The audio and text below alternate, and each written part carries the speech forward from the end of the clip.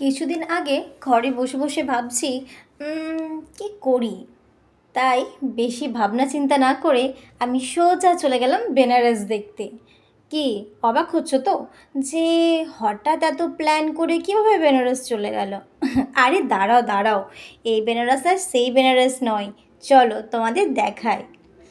এই যে এই যে আমি চলে এসেছি নন্দনে। নন্দনে কেন এসেছি আশা করি তোমরা সবাই একটু একটু বুঝতে পারছো। হ্যাঁ, আমাদের বাঙালির সব থেকে কম বাজেটের মুভি দেখা এটাই হচ্ছে সব থেকে সেরা ডেস্টিনেশন। আর মুভি দেখতে ঢোকার আগে সৌরভদা আর আমি এক কাপ করে চা কিনে নিলাম। আর সেদিনকে জানো তো বৃষ্টি পড়ছিল, আর বৃষ্টিতে চা খাবো না এটা তো হতেই পারে না, তাও আবার নন্দনে এসে। যাই হোক, আমরা বর্ণালীর জন্য ওয়েট করছিলাম যে কখন বেচারি ল্যাব থেকে ছাড়া পাবে আর আমাদের এখানে আমাদের সঙ্গে এসে দেখা করবে, আর একসাথে আমরা সবাই মিলে আমরা মুভি দেখতে যাব। তো আমরা একটুখানি চা খেয়ে নিজেদের গলাটাকে ভিজিয়ে গুটি গুটি পায়ে আমরা যাচ্ছিলাম থিয়েটার হলের দিকে। তো চলো, যার জন্য এত অপেক্ষা ভাবনা চিন্তা, তাহলে সেটা দেখে আসি। আর এই যে হচ্ছে মা দুর্গা, মা দুর্গা আসার আর বেশি দিন কিন্তু নেই। তোমরা সবাই তৈরি তো? তোমাদের সাথে কথা বলতে বলতে ঢুকে গেলাম হলের দিকে।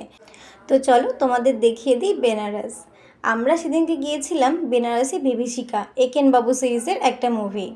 তোমরা এই মুভিটা কে কে দেখেছো একটু কমেন্ট বক্সে বলো, আর তোমাদের কেমন লাগলো, আর একেন বাবুকে তোমাদের কেমন লাগে সেটাও।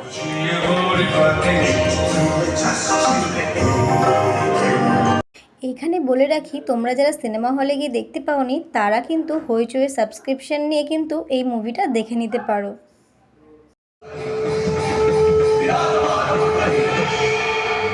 মুভিটা আমার দারুণ লেগেছিল। আর এই যে হচ্ছে বর্ণালী, আমার সুন্দরী।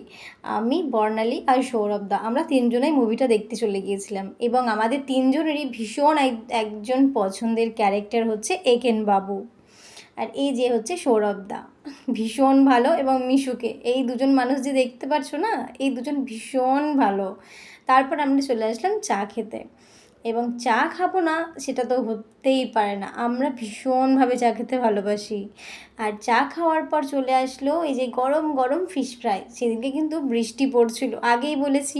তো বৃষ্টিতে ফিশ ফ্রাই আর চা দিয়েই আমরা আমাদের ডেটা আজকে এন্ড করলাম। তো চলো, দেখা হচ্ছে নেক্সট ব্লগে, টাটা।